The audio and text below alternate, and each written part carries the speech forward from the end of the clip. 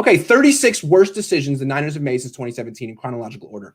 1, not seriously evaluating Patrick Mahomes or Deshaun Watson in 2017 because Kyle Shanahan wanted to sign Kirk Cousins in 2018. Mahomes went on to beat the 49ers in the Super Bowl last year while Cousins signed with the Minnesota Vikings in 2018. 2, signing Brian Hoyer to be the starting quarterback in 2017. That was horrendous. 3, trading up for C.J. Beathard in round 3 when Steelers running back James Conner was available. Legendary. 4, drafting Solomon Thomas with the 3rd pick of the 2017 draft instead of Watson, Mahomes, Jamal Adams, Christian McCaffrey, Marshawn Lattimore, Marlon Humphrey, or Tre'Davious White. Botond, this pick here might be the worst pick in NFL history. Yep. A lot of people talk about draft busts like Tony, a lot of guys. Russell. Marcus Russell, all those guys. But this guy, Solomon Thomas was picked in front of Mahomes and Watson. And is really giving the Niners next to nothing. So he's in the running. Worst pick of all time. 5, trading up to take Reuben Foster with the 31st pick in 2017 instead of taking Ryan Ramczyk, Budda Baker, Curtis Samuel, or Dalvin Cook.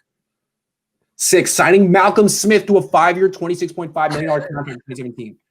7, drafting Akello Witherspoon in the 3rd round, 1 pick before the Saints took Alvin Kamara, and 3 picks before the Rams took Cooper Kupp. 8, trading up in round 4 to take Joe Williams instead of Marlon Mack, even though Williams had retired once from football and wasn't on the Niners draft board until Shanahan insisted they take him. 9, giving Garoppolo a record 5-year, $137.5 million contract after just 7 career starts instead of franchise tagging him. Garoppolo tore his ACL 3 games into his new contract and has missed 23 games since he signed it. 10, not drafting a quarterback in 2018. 11, drafting Mike McMuffin with the 9th pick in the 2018 draft instead of Minka Fitzpatrick, Colton Miller, Derwin James, Tremaine Edmonds, or Jair Alexander. 12, trading up in round 2 of the 2018 draft and taking Dante Pettis instead of DJ Chark. 13, signing Jerick McKinnon to a 4-year, $30 million contract. 14, extending Marquise Goodwin's deal for 3 years after just 1 good season in 2017. 15, trading a 2nd-round pick for Dee Ford and giving him a 5-year, $85.5 million extension, even though they knew he had a history of back and neck injuries, and now back and neck injuries could force him into another retirement. 16, giving Quan Alexander a 4-year, $54 million deal mere months after he tore his ACL. 17, this one might be a little nitpicky, but drafting Debo Samuel instead of A.J. Brown in round 2 of the 2019 draft, even though Samuel had an extensive injury history in college and Brown didn't. Samuel has missed 10 games in 2 seasons. Brown has missed just 2 and has 2,000-yard seasons. Maybe that's nitpicky. 18, drafting Jalen Hurts instead of Terry McLaurin in round 3 of the 2019 draft. Hurts has never played a game. McLaurin's a baller. 19, drafting Mitch Wishnowsky instead of Chauncey Gardner-Johnson or a quarterback. 20, not drafting a quarterback in 2019. 21, not cutting Pettis in 2019. I'm not done. 22, giving Tevin Coleman a 2-year, $10 million contract in 2019 when the 49ers already had Raheem Mostert, Matt Breida, and Jeff Wilson Jr. 23, not starting Mostert in the Super Bowl. 24, not playing Wilson over Coleman in the Super Bowl. 25, not cutting Richard Sherman after he got torched in the Super Bowl. 26, trading DeForest freaking Buckner to the Colts for a mid-first-round pick. 27, using that mid-first-round pick on Javon Kinlaw instead of an offensive tackle, such as Tristan Wirfs. 28, giving Eric Armstead 5 years, $85 million contract extension after 1 good season. 29, not getting a new center in 2020, even though the Niners knew Weston Richburg had a torn patella. Richburg hasn't played since and may never play again. 30, agreeing in 2020 not to franchise tag Trent Williams in 2021. Williams is set to hit free agency and the Niners may not get him. 31, cutting DJ Reed and keeping Beathard and Trent Taylor instead.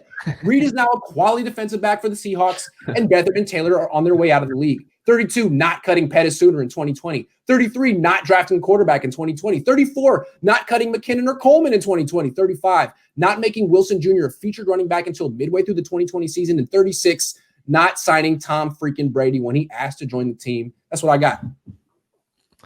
Well, you covered it well. I don't know if I missed anything, but that's a lot, man. That's like 9 a year. Yep.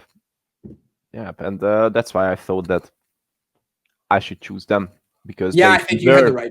They deserve that Golden Fumble Award for all the past few years, all these mistakes.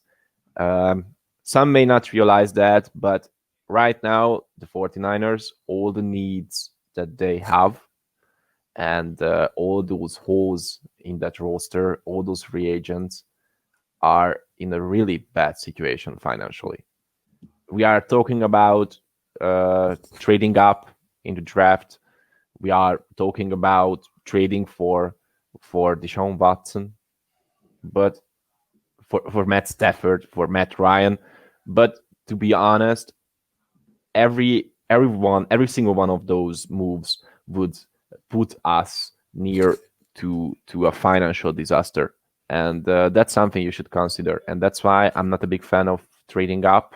Yep. Or Zach Wilson. Yeah. Or Agreed. anybody else. Yeah. I'm not a big fan of trading for a right now starter for Deshaun Watson, for Matt Stafford, or for Matt Ryan, because I do think that these things would be mistakes for this team with all these holes, all these free agents. We just can't afford that. And if we are going to make these moves, I think that would be the most horrifying mistakes that these two can make this offseason. Look, I wanted to give my Golden Fumble Award as well, but you got it. I mean, you nailed it. That's the answer. My answer was silly, so I have a new award that I'm giving out. It's called the Denim Jacket Award. And it goes to Dante Pettis. I mean, we really need to give Dante Pettis some props for this year.